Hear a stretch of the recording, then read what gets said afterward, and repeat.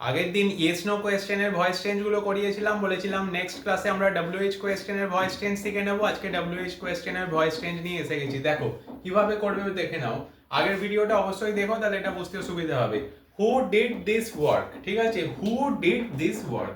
এখানে তাহলে যখন হু দিয়ে সেন্টেন্স থাকবে WH ওয়ার্ড দিয়ে, প্রথমেই আমাকে করিয়ে দিতে হবে কি, বাই হুম বসিয়ে দিতে হবে। একদম কিচ্ছু দেখবে না, যখন অ্যাক্টিভে দেখবে হু আছে অ্যাক্টিভ ভয়েসে, প্যাসিভে প্রথমেই বসিয়ে দেবে বাই হুম।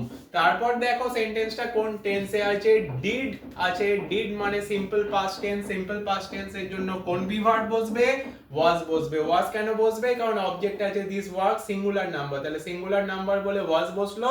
যদি প্লুরাল নাম্বার থাকতো তাহলে কি বসতো, ওয়্যার বসতো, তাই তো। তাহলে বাই হুম বি ভার্ব বসে গেল ওয়াজ, তারপর অবজেক্টটা হয়ে গেল subject, this work done. By whom was this work done question mark. ভুল করেও কিন্তু ওয়াজটাকে সাবজেক্টের পরে বসাবে না। By whom this work was done করলে সেন্টেন্স ভুল হয়ে যাবে, কারণ ওটা হচ্ছে ইন্টারোগেটিভ সেন্টেন্স। ইন্টারোগেটিভ সেন্টেন্সের রুলই হচ্ছে আগে ভার্ব তারপর সাবজেক্ট। আর WH ওয়ার্ডটা এখানে এইভাবে বসে যাবে, হুটা হয়ে যাবে বাই হুম, কারণ এটা হচ্ছে প্যাসিভ ভয়েস, ঠিক আছে। নেক্সট সেন্টেন্স দেখে নি, what do they sell. What do they sell, তাহলে হোয়াট যেমন আছে হোয়াট এখানে বসে গেল, হুটা বাই হুম হয়ে বসলো, কিন্তু হোয়াটটা হোয়াটই বসবে, ঠিক আছে। তাহলে হোয়াট, তারপর ভার্ব কি আছে, ডু সেল। ডু সেল মানে কোন tense, simple present tense. Simple present টেন্সে বিভার্ব কি কি হয়, অ্যামিজার। অ্যামিজারের মধ্যে এখানে বসবে কি, is. What is sold by them question mark, ঠিক আছে। Next, which team won the match।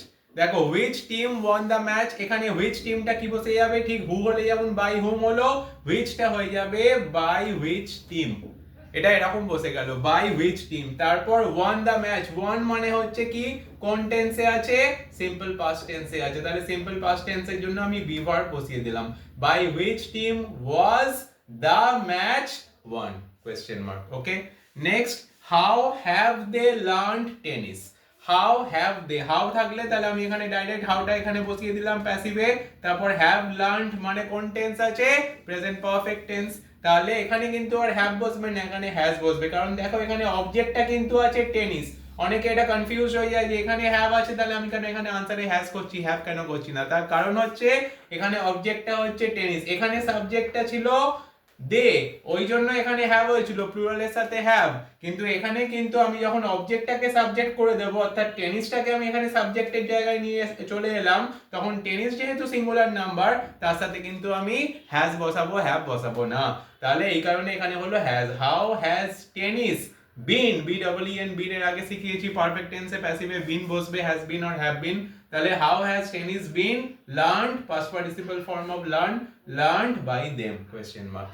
এইভাবে WH কোয়েশ্চেনের অ্যাক্টিভ টু প্যাসিভ করতে হয়, তোমরা বাড়িতে আরো প্র্যাকটিস করো। Thank you.